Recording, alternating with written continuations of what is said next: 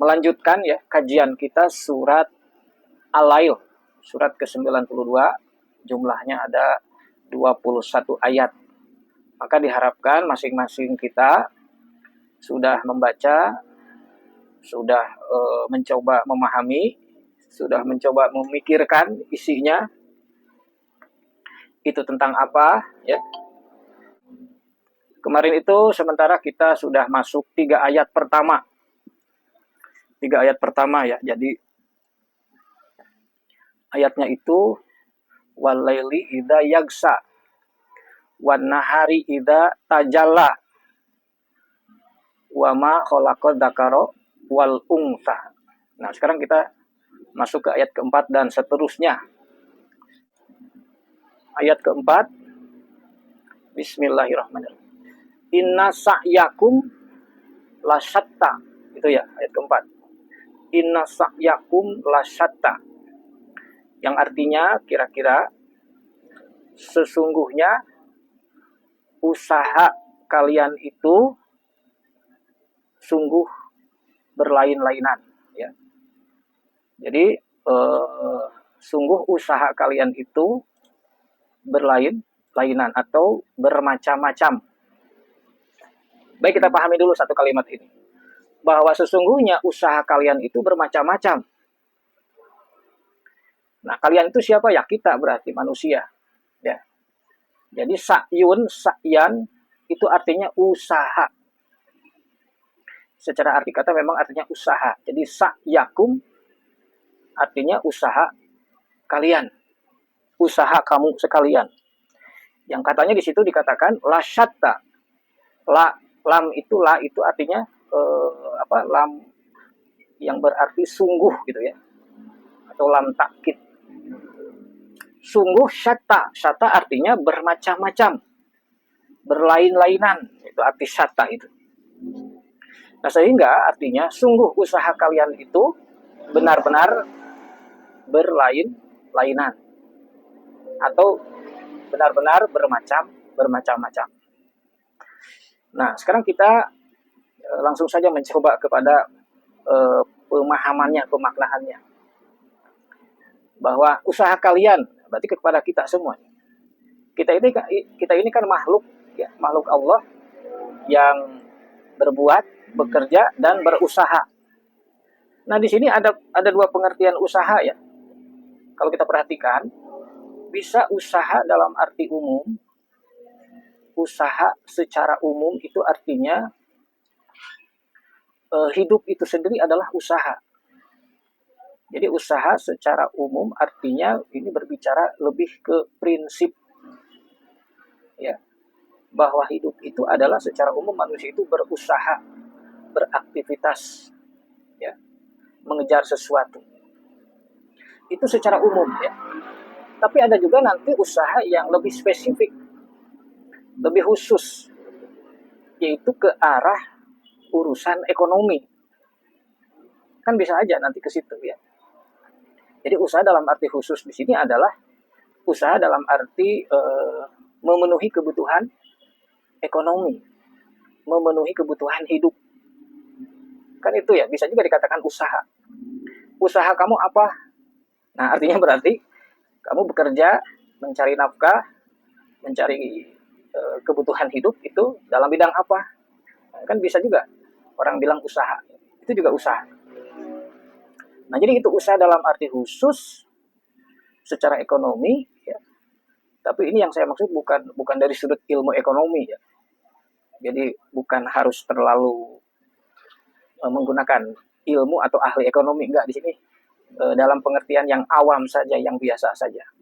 Jadi usaha dalam arti khusus di sini adalah tentang cari nafkah, mencari materi, mencari keuntungan yang bersifat materi untuk mendapatkan harta kekayaan.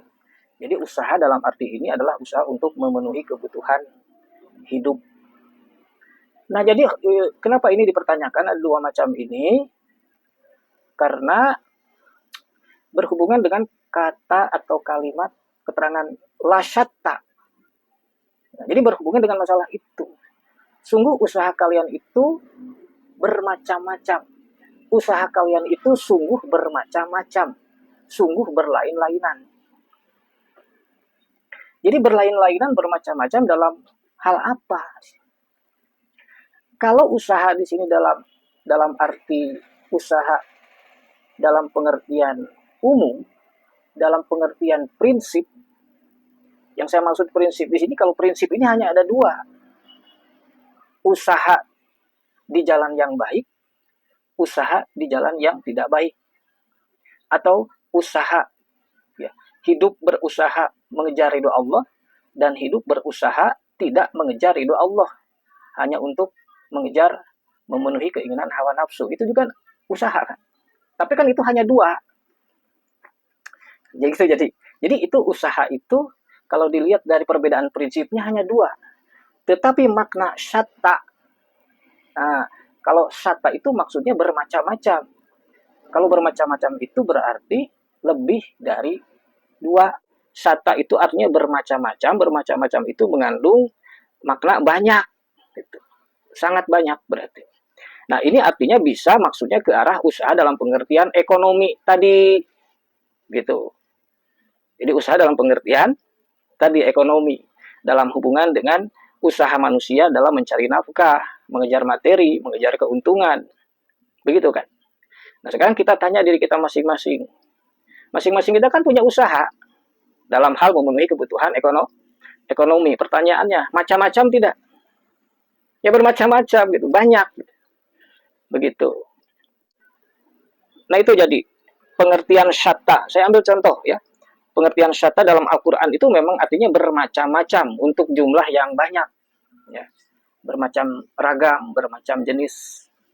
Dalam surat Toha misalkan ayat 53, ya, ada kalimat fa'akhrajna bihi azwaja min nabatin syatta, yang artinya maka kami tumbuhkan dengan hujan itu, ya, kelompok tumbuh-tumbuhan yang bermacam-macam jenisnya. Jadi ada istilah dalam Al-Quran nabatin syatta. Nabatin itu nabatun tumbuhan. Yang syatta, syatta itu bermacam-macam. Itu contohnya. Jadi ini saya katakan tampaknya kalau kita perhatikan pada konteks ya, ini yang dimaksud usaha ini adalah usaha dalam urusan tadi ekonomi. Dalam urusan manusia, pencarian manusia akan harta kekayaan.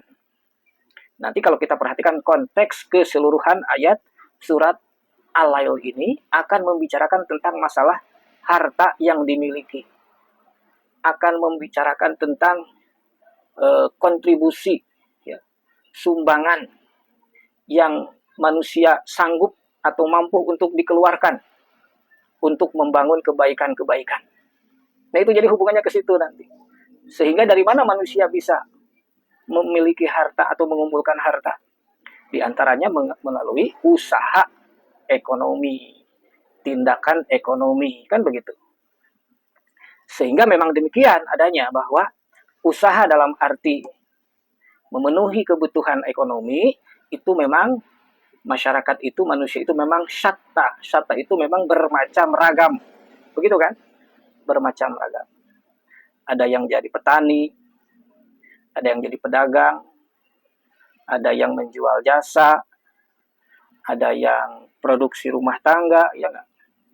Produksi makanan, produksi apa? Produksi kreatif.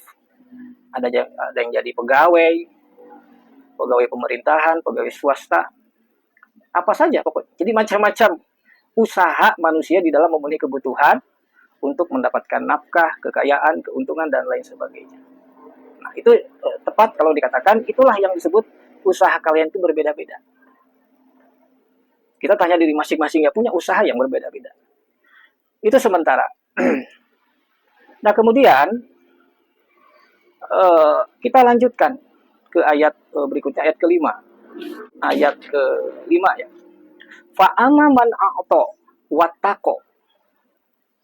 Fa'ama man a'ta wattaqo. Yang artinya, adapun orang yang memberi dan ia berlaku patuh. Nah, kurang lebih begitu kalau terjemahan dalam bahasa Indonesia ya. Adapun orang yang memberi, atau itu artinya memberi, mengeluarkan sesuatu milik dirinya untuk diberikan keluar, mengeluarkan sesuatu dari dirinya untuk diberikan ke pihak luar, atau untuk memberi sama dengan memberi sumbangan, semacam kontribusi yang diambil dari sebagian milik, sebagian hartanya, itu namanya akto. Atoan itu masdarnya, kata bendanya itu adalah artinya pemberian. Jadi akto itu artinya melakukan pemberian. Kemudian wattaqo, dan dia berlaku patuh.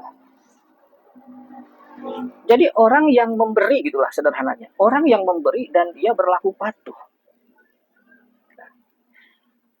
Kemudian kita, apa yang dimaksud berlaku patuh itu? Jadi dia memberi itu atas dasar kepatuhan kepada Allah, kan begitu. Jadi wattaqo itu takwa. Takwa itu berarti berlaku patuh, tunduk. Dia memberi karena ada dasarnya karena kepatuhan kepada Allah. Karena Allah di dalam ayatnya itu menyuruh untuk berinfak, misalkan bersedekah. Nah, itu hubungannya ke situ. Kemudian ayat ke-6 menegaskan wasoddaqo bil husna. Dan dia itu sodako. Sodako artinya membenarkan. Objek apa yang dibenarkannya? Yang dibenarkannya adalah al-husna. Sodako bil husna. Dia membenarkan terhadap kebaikan. Jadi apa yang dibenarkan itu? Husna. Husna itu secara arti kata yang baik. Atau bisa dikatakan kebaikan. Semakna dengan kata hasanah. Jadi husna, hasanah itu juga maksudnya artinya kebaikan. Sehingga sodako bil husna, dia itu secara arti kata membenarkan terhadap kebaikan. Apa maksudnya? Nah, ini kita harus kejar membenarkan kebaikan. Kebaikan itu benar. Jadi bisa dikatakan begini, kebaikan itu satu nilai, ya, nilai baik dari sebuah perbuatan. Ya, saya bisa menyampaikan seperti ini karena saya mencoba melihat konteks keseluruhan. Ya. Jadi dari konteks keseluruhan ini bisa dikatakan bahwa al-husna ini adalah kebaikan nanti dalam kaitan dengan hasil usaha, dalam kaitan dengan harta.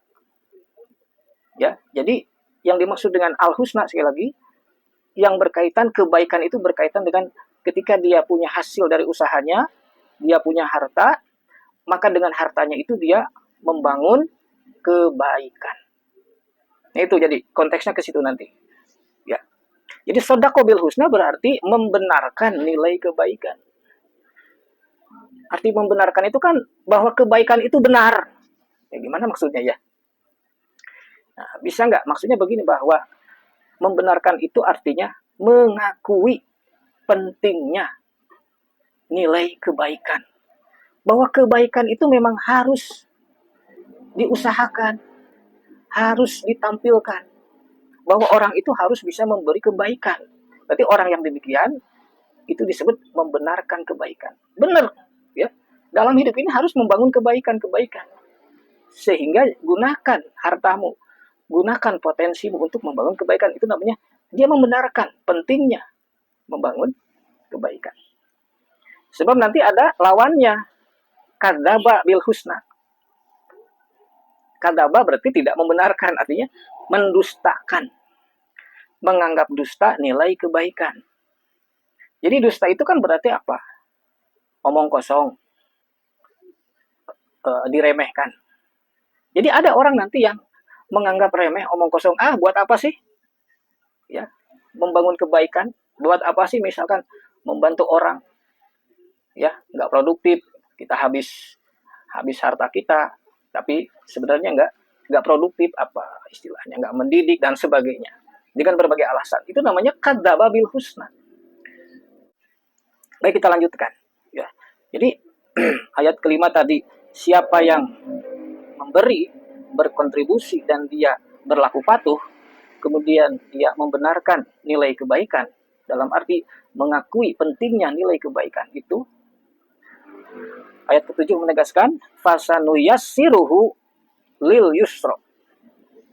Maka kami, ada huruf sa di awal, fa itu maka, sa berarti akan, fa sa maka akan gitu ya.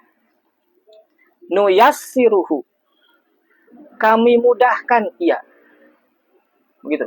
Jadi maka akan kami mudahkan ia lil yusra, ke arah kemudahan.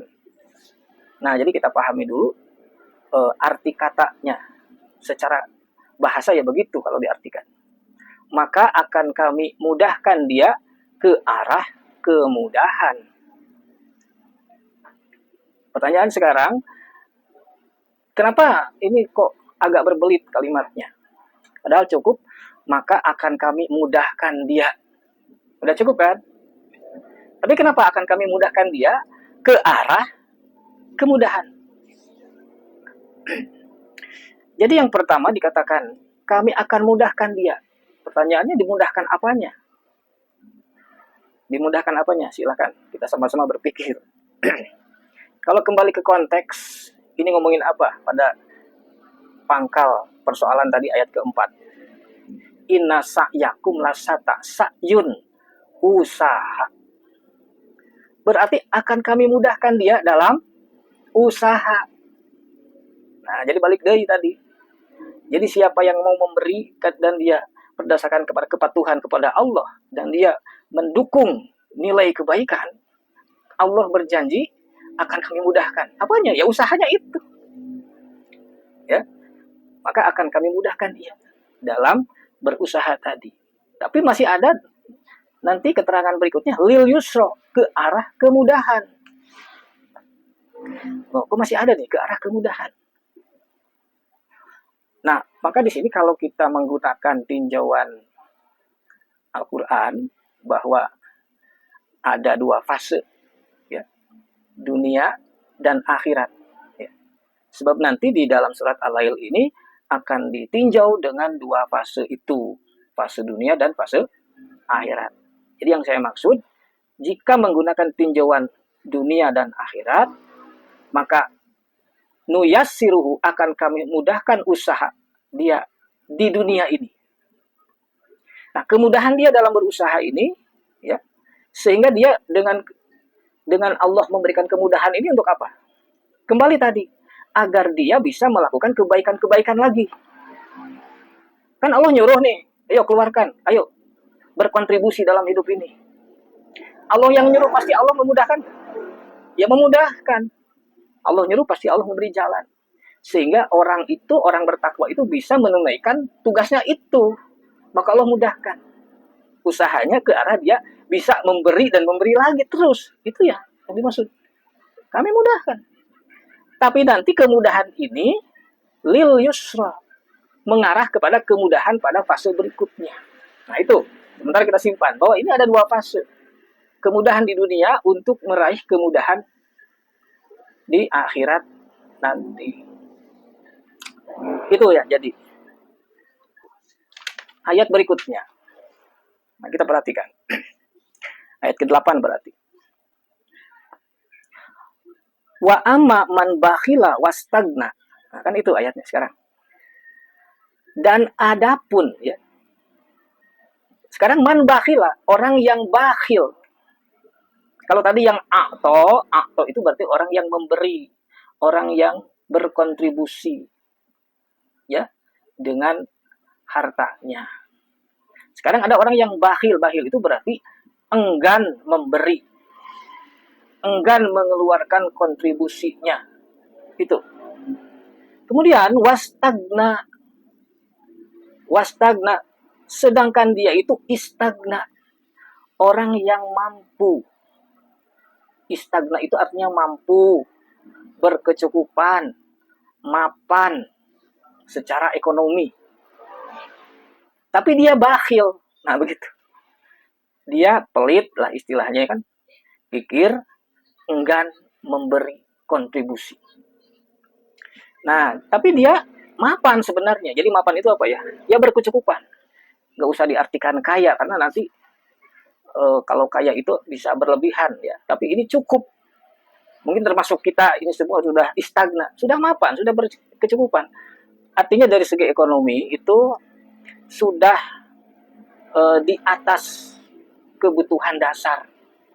Jadi yang dipikirkan itu sudah tidak urusan cari makan untuk nyambung hidup, karena ada golongan manusia, ya, kelompok manusia yang dalam hidupnya itu untuk menyambung hidup, hidup untuk cari makan. Berarti itu golongan yang belum mapan, golongan yang pikirannya habis untuk masih masalah kebutuhan dasar, disebut golongan fakir miskin.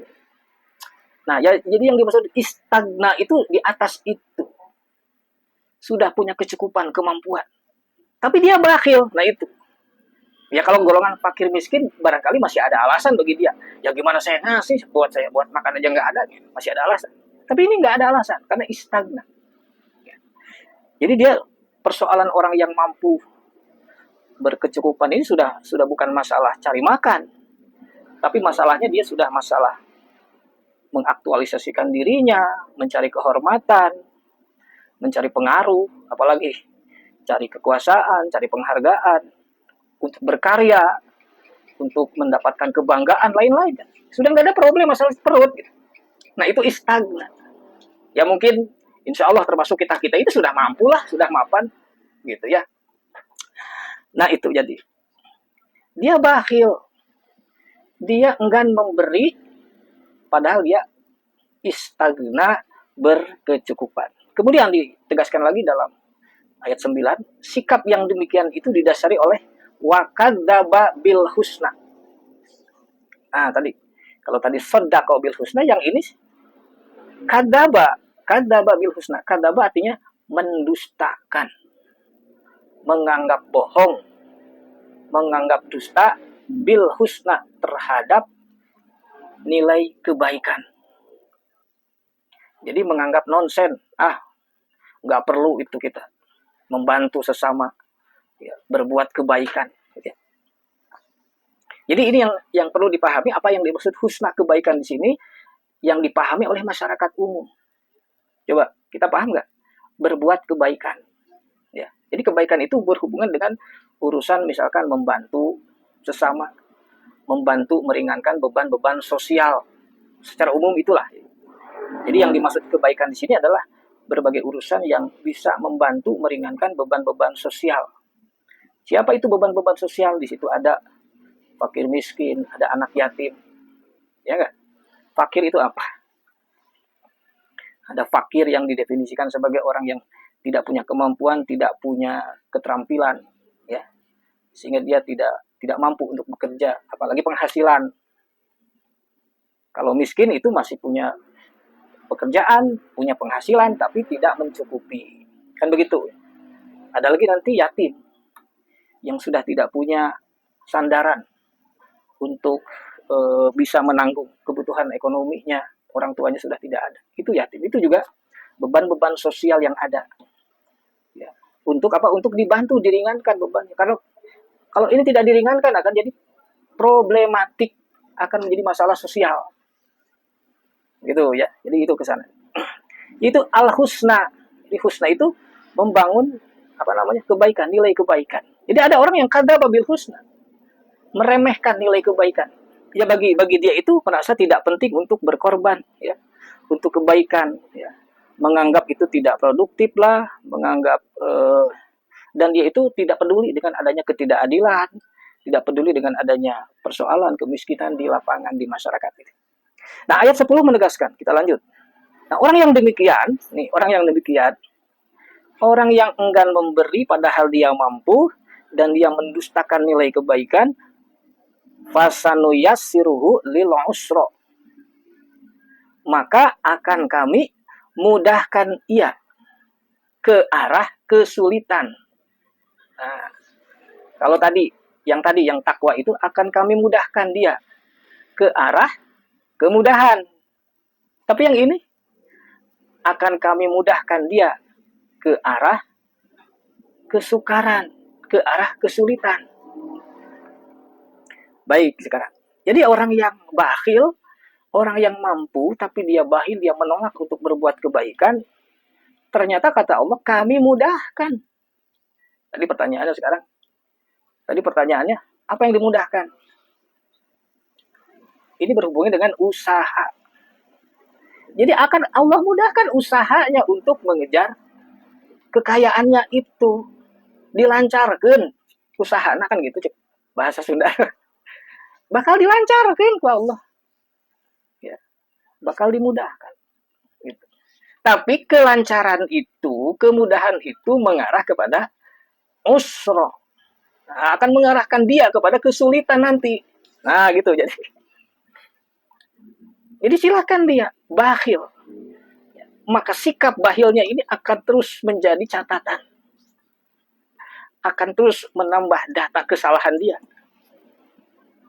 Dan pada akhirnya, nah dia akan mendapat kesulitan di masa yang akan datang. Nah, ini kalau kita menggunakan pendekatan tentang dunia dan akhirat. Karena Al-Quran itu berbicara itu.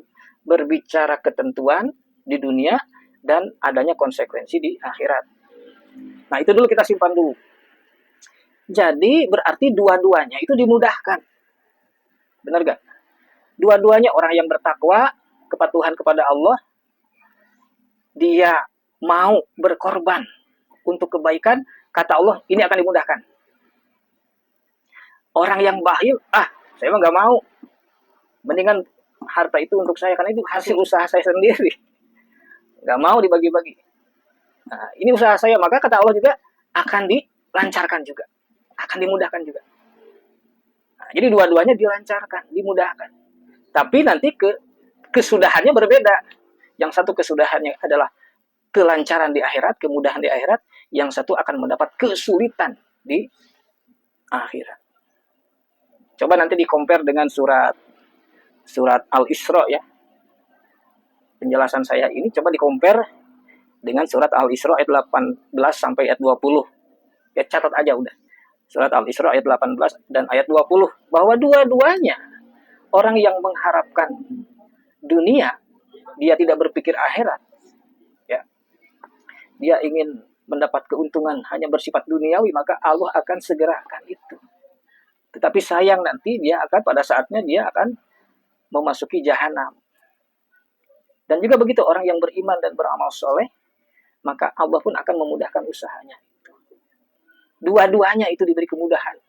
Gitu. Jadi kata Allah dalam surat Al-Isra itu dikatakan bahwa kedua-duanya golongan ini akan Allah berikan kemudahannya. Tetapi Allah hanya akan mensyukuri, hanya akan menghargai orang yang bertakwa, orang yang menjalankan kepatuhan. Gitu. Jadi tadi apa tentang al-husna ya? Jadi al-husna itu apa tadi kebaikan-kebaikan yang bersifat membantu meringankan beban-beban sosial, itu al-husna.